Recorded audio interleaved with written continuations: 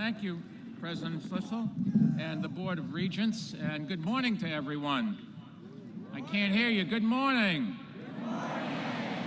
Much better.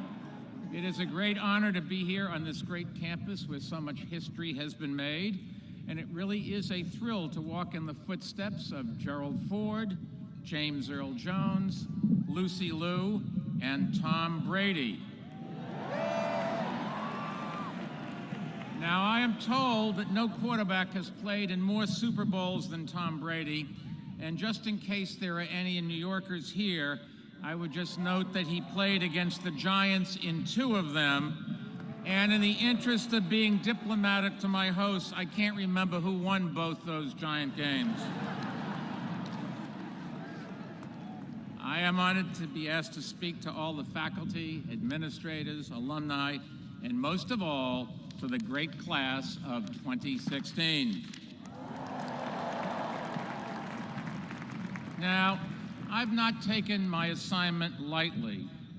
I really wanted to understand what it felt like to attend this storied university, so I did my homework. To get ready for today, I arrived last night and went straight to Rick's, where I ordered a mind probe.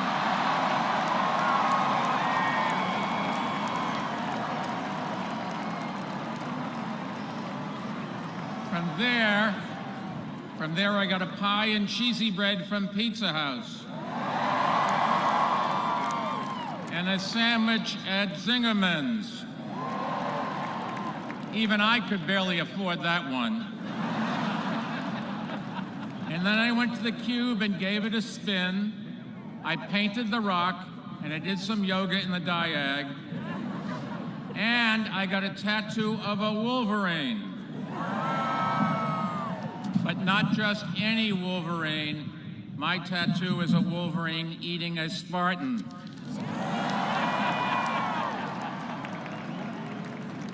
And then I drove back to campus and looked for a parking space for hours. And the whole time I thought, this is Michigan? This morning, I woke up full of excitement and energy, so I walked right over here. But on the way, I passed by something we definitely didn't have when I was in college, a medical marijuana dispensary.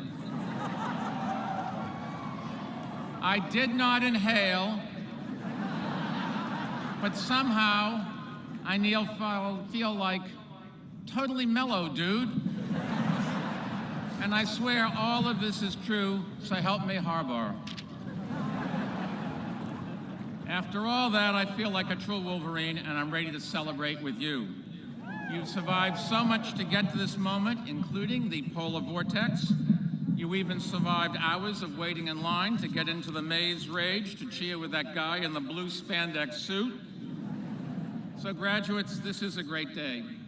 But there is another group here that also deserves a big round of applause. Your parents and families. Put your hands together for them.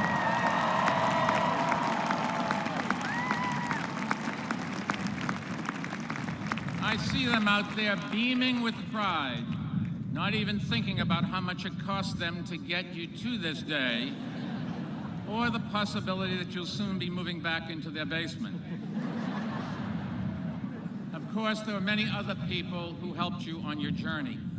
So after receiving your diploma, and as you make your way in the world, remember that your greatest achievements, like today's, will owe an awful lot to the people around you.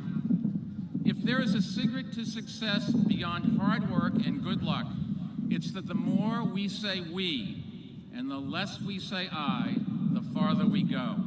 And that's not just something that Coach Harbaugh tells the football team. It's something that the most effective leaders in the world understand and take to heart. Remember, there's almost nothing we do in life that we do alone. In fact, the most important knowledge that you will leave here today with, like the importance of teamwork, has nothing to do with your major. It is about how to study, how to cooperate, how to listen carefully, how to think critically, and how to resolve conflicts through reason. In other words, it is working with others. Those are the most important skills in the working world.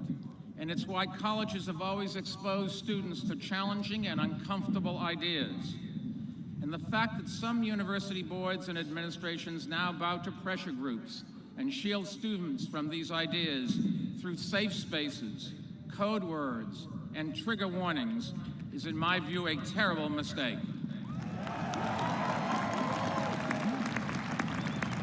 The whole purpose of college is to learn how to deal with difficult situations, not to run away from them.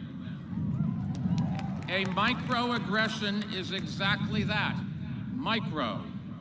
But in a macro sense, one of the most dangerous places on a college campus is the so-called safe space, because it creates a false impression that we can isolate ourselves from those who hold different views.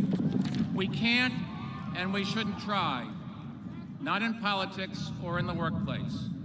Graduates, in the global economy and in a democratic society, an open mind is the most valuable asset you can possess. And today, I'd like to talk to you a bit about why that is true, based on the lessons I've learned over the course of my career. Let's start with the global economy, and let me put in perspective the job market many of you are entering. For the first time in human history, the majority of people in the developed world are being asked to make a living with their minds rather than their muscles. For 3,000 years, humankind had an economy based on farming. Till the soil, plant the seed, harvest the crop. Hard to do, but fairly easy to learn. Then for 300 years, we had an economy based on industry. Mold the parts, turn the crank, assemble the product. Hard to do, but once again, fairly easy to learn. Now we have an economy based on information. Acquire the knowledge, apply the analytics, use your creativity. Hard to do, hard to learn, and even once you've mastered it, you'll have to start learning all over again pretty much every day. I want to give you some advice. If you have the luxury of more than one job offer, now or in the future, don't pick the one that pays the most. Pick the one that teaches you the most. And don't worry if the people around you seem quicker or smarter. Personally, I've always tried to surround myself with those that have higher IQs and are better trained than me. Simply, how can you compete? You can outwork them. No one can work more than 24/7, so the worst case is you tie. In my company, I always give the most complex and important projects to the busiest employees we have. Why? Because they're the hardest working and the most dedicated. They're the first ones into the office and the last ones to leave. They're the ones that take the shortest lunch breaks and the least vacation. It may not sound like much fun, but in the end, you have to set your priorities. There are no guarantees, but the secret to success is not rocket science. It just requires true dedication and a willingness to go the extra mile. And some luck. But I've noticed repeatedly, the harder you work, the luckier you get. Whatever your field, volunteer to take on some new assignments, even if they are outside your comfort zone. Take the initiative on your own to learn and develop new skills, and to build contacts with people who can help you down the road. When you have learned enough, let me put it this way. I know of no Nobel Prize winner who has stopped studying. And in the information economy, everyone in both white-collar and blue-collar jobs will have to keep deepening their knowledge and adapting to technological change. Now, keeping up with technology may sound simple, but when you're older, your kids will probably think of Facebook and Instagram the way you today think of beepers and Walkman. And for the record, yes, I am on Instagram. It did take me a little while to figure it out, but it took me even longer to convince my daughters to let me follow them. My life is a perfect example of how important it is to keep an open mind about careers in technology. After college, I went to business school in hopes of landing a middle management job in a factory. I had no idea that factories would soon be closing all across the country, and neither did anyone else. I ended up finding a job at a Wall Street firm. I loved the job, and soon my interest in managing a plant disappeared. After that, thought I'd stay at that firm forever. And I might have, except for one small thing. I got fired. When I was 38 years old, it was a bitter pill to swallow, but it was also the best thing that ever happened to my career. It let me start a tech company to computerize real-time financial data. That seems simple now, but that was back in 1981, the dawn of the computer age. We were trying to invent a computer that no one wanted, with technology that didn't exist, a classic example of innovation. Everyone said I was crazy, and maybe they were right. I had only a limited background in computers, and I'd never started or run the company. But with a lot of help from some very talented and driven people, we succeeded beyond our wildest dreams. So the lesson is, whatever you think your dream job today is, don't get too attached to it. Chances are, if that job exists in 15 years, it will be very different, and you may have found other pursuits. Keeping an open mind to new ideas will be essential to your professional success, and it will be just as critical to our collective future as a democratic society. And that's the other lesson I've learned that I'd like to share with you today. During the 12 years I had the honor of serving as mayor of New York City, I witnessed a disturbing change, thank you, I witnessed a disturbing change in the nature of American politics, in the rise of extreme partisanship and intolerance for other views. Now, I'm a political independent, but over the course of my life, for non-ideological practical reasons, I've been both a Republican and a Democrat. So I can tell you, neither party has a monopoly on good ideas, and each demonizes the other unfairly and dishonestly. This is not a new phenomenon, but it has reached a dangerous new level. In the year 1796, George Washington spent much of his farewell address warning Americans against political parties, which he called the worst enemy of democratic governments. He wrote of the natural tendencies parties have to elevate a single leader who seeks power, in his words, on the ruins of public liberty. Today, in this political season, it's worth remembering what Washington had to say. And so allow me to read a brief passage from his farewell address. Partisanship, Washington wrote, quote, serves always to distract the public councils and enfeeble the public administration. It agitates the community with ill-founded jealousies and false alarms, kindles the animosity of one part against another, and foments occasionally riot and insurrection. A fire not to be quenched, it demands a uniform vigilance to prevent it from bursting into a flame, lest instead of warming, it should consume. Well said, George. Where are you now that we need you? We have survived more than 200 years of political parties, largely because the Founding Fathers created checks and balances to temper the fires of partnership. Of course, back then the Founding Fathers also excluded most Americans from their vision of democracy because they feared what democracy might produce. But over the past 2 centuries, through the sacrifices of so many civil rights leaders and soldiers, the promise of equal rights has spread across income, religion, race, gender, and sexual orientation. Now, we still have a long ways to go, and it would be a mistake to think that our progress is irreversible, or that Washington's warning is a relic of history. Neither is true, and neither will be. Democracy and citizenship will always require constant vigilance against those who fan the flames of partisanship in ways that consume us and lead to the ruins of public liberty. We've certainly seen such figures before in both parties. In the 1930s, there was the despotic Huey Long in Louisiana. And just a few miles up the road in Dearborn, Father Coughlin blamed Jewish conspirators for Americans' troubles. Then came Charles Lindbergh in the 40s, Joe McCarthy in the 50s, George Wallace in the 60s, and Pat Buchanan more recently. Every generation has had to confront its own demagogues, and every generation has stood up and kept them away from the White House, at least so far. And now it is your turn. In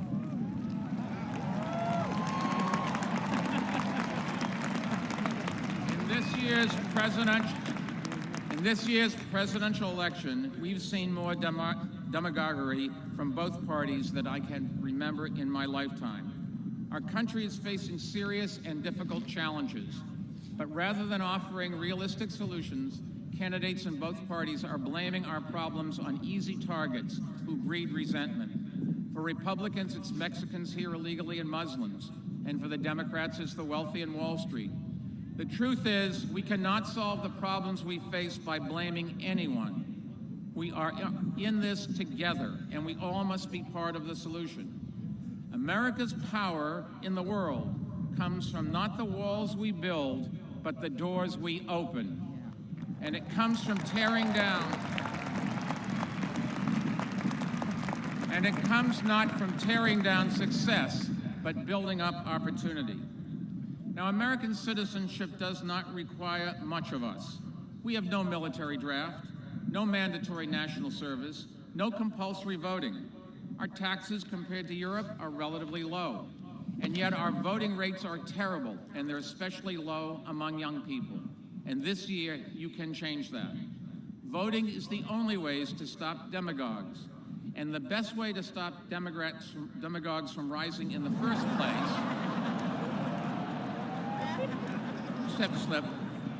And the best place to stop demagogues from rising in the first place is to elect leaders with the courage to face reality, make tough decisions, and lead from the front rather than following from behind. And that's become harder over time. So let me share one last story with you from my time in City Hall that illustrates why. In 2002, we banned smoking in New York City's bars and restaurants, and it caused a huge backlash. We got a lot of angry calls and letters, and I got a lot of one-finger waves when I walked down the street. But as time went by, the ban proved to be a huge boon to the bar and restaurant business. Surprise, surprise. And smoking rates in our city went down by nearly 30% and helped to increase life expectancy of New Yorkers to 2 years above the national average. In fact, I'm glad to say the policy became so popular that cities and states all over the world copied it. Today, elected officials who decide to support a controversial policy will still get angry letters, phone calls, and faxes, if they still have fax machines. But for sure, they'll now get millions of angry tweets and Facebook posts denouncing them in the harshest possible terms. That's democracy in action. But that kind of instant condemnation also makes some elected officials afraid to do things that in their heart of hearts they know are right. So democracy in action can actually produce a lot of inaction, which we see every day in Washington, D.C. and at other levels of government as well. When governments fail to address the needs of the people, voters in both parties get angry. And some politicians exploit that anger by offering scapegoats instead of solutions. If we want to stop demagogues, you have to start governing again. And that requires us to be more civil, to support politicians who have the courage to take risks, and to reward those who reach across the aisle in search of compromise. Now, I know doing this won't be easy, and that's partly because it's not just social media that has changed the civic dialogue. The constant bombardment of news that we see on our phones, computers, and TVs gives us the impression that we are acquiring knowledge. Yet many of the sources, facts, and interpretations are either dubious, colored by partisanship, or outright lies. And I say that as the owner of a media company who sees how the marketplace has shifted. Today, people choose cable TV channels and websites that affirm their own political views, rather than ones that inform and challenge their beliefs. As a result, we have grown more politically cloistered and more intolerant of those who hold different opinions. Think about this. In 1960, only 4 or 5% of Democrats and Republicans said they would be upset if a member of their family married somebody from the opposing party. In 2010, the study was done again. Roughly 40% said they would disapprove of such a marriage. In other words, in 1960, most people would never have believed that inter-party marriage would attract such resistance, while interracial marriage and same-sex marriage would gain such acceptance. For all the progress we've made on cultural tolerance, when it comes to political tolerance, we are moving in the wrong direction. We see this trend of political intolerance across the country. At campaign rallies that turn violent, on social media threads that turn vitriolic, and even on college campuses where students and faculty have attempted to censor political opponents. Now, I know today one of today's graduates, Omar Mahmoud, has faced threats and intimidation because he dared to write political satire about being left-handed in the Michigan Daily, and he refused to apologize it. Omar, wherever you are out there, I'm glad you stood your ground, and I'm not saying that because I also am left-handed. Never be afraid to stand up for what you believe is right, no matter how unpopular it may be or how many people try to shout you down. And just as importantly, never hesitate to stand up for the rights of others who express their views and exercise their rights, no matter how unpopular that may be. The only ways for you to ensure your right to express yourself is to protect others' rights to express themselves. Back in 2010, I find myself in the middle of a huge debate over free expression. It was a national uproar over a proposal to build a mosque several blocks from the World Trade Center. Members of both parties attacked the plan as an affront to the victims of 9/11. Even the Anti-Defamation League, whose mission is to protect against religious discrimination, opposed the idea. But they had all forgotten. The terrorists didn't just attack buildings. They attacked our freedom to live and pray as we choose, according to our own beliefs and values, equally. The torch that Lady Liberty holds aloft in New York Harbor lights the way for people of every faith and philosophy, and it shines down on every corner of the city and every community across this land. No religion should ever face special restrictions on their rights, whether it concerns building a house of worship or getting a visa. As durable as the American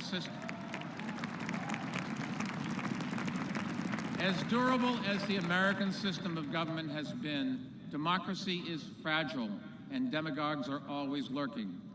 When Ben Franklin was leaving the Constitutional Convention, a woman approached him and asked, "Well, doctor, what have we got, a republic or a monarchy?"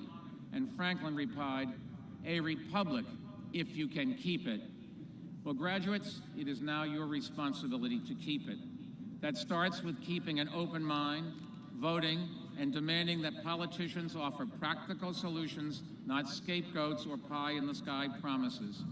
Back in 1928, Republicans promised a chicken in every pot and a car in every backyard. They won control of Congress and the White House. And a year later, instead of a chicken and a car, we got the Great Depression. Today, when a populist Democratic candidate promises free college, free health care, and a pony, or another candidate promises to make other countries pay for our needs, remember, those who promise you a free lunch will invariably eat you for breakfast.